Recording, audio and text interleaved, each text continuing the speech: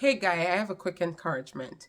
Now, everybody goes through storms, and I recently heard the story about this pastor. He took his daughter to a conference that he was doing. Now, on the way back from the conference, he had just preached, very tired. His daughter was driving the car. Now, as they hit the highway, they noticed that the skies became dark, and as the skies became dark, it started raining. There was lightning and thunder, and then they were in a storm. So the daughter got a little nervous, but the dad said, "Keep driving, baby." So as she kept driving, then as she went on, she saw other cars stopped. She got a little nervous. Her dad said, "Keep driving, baby." Then as she drives, she saw like buses, big buses. They were stopping along the way, and she was like, "Dad, should we stop?" No, it was by this. The rain was like pouring, but Dad said, "Keep driving, baby." Then she got more, and it was dark, and it was raining, and it was thundering, and she said, "Dad, what should we do? What should we do?" And Dad said, "Keep driving, baby. Just keep driving, baby." So as she kept driving through the storm, now there were like the big 16-wheeler trucks, 8-wheelers and all of that, and they stopped, and she's like really nervous as the rain is pouring and the lightning is flashing, and she's like, Daddy, should we stop now? Should we pull over? Because everybody is pulled over. And Daddy says, "Slow down, baby, but keep driving. Don't stop, don't stop." And he kept encouraging her. As she got nervous, she looked over to Dad for encouragement, but Dad just keep telling her, "Keep driving, baby." So she kept driving, and then finally she drove until she got out of the storm. She got to the place where it was no longer raining. It was over. Now her daddy said to her, "Pull over, sweetie." She pulled over, and then he said, "Look behind you." After she looked behind her, she noticed that she saw all the vehicles that were stopped in the storm. Some of them were in accidents and all of that stuff that stopped in the storm. But Daddy said, as she looked back, she saw the rain, the lightning, the thunder, everything. It was all behind her. But now she was out in the clear. And Daddy said, "Baby girl, had you stopped, you would have still been in the storm." You see all those trucks, they're still in the storm. All those cars, they're still in the storm because they did not keep going. But you are out of the storm because you did not stop.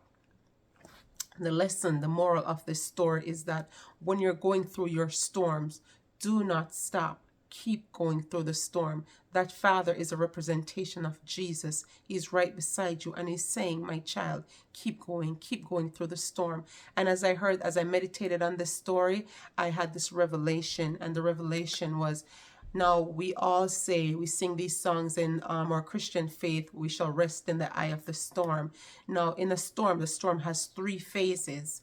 It's the beginning of the storm where the winds are hard, it's blowing, and the waves are crashing in on you, and in your physical life, that's a part that is very discouraging, very tumultuous. It's very rough to deal with. But then you get to the middle of the storm, and that's the eye of the storm, and things seems to calm down. Like in the eye of the storm, it's a calm place to be.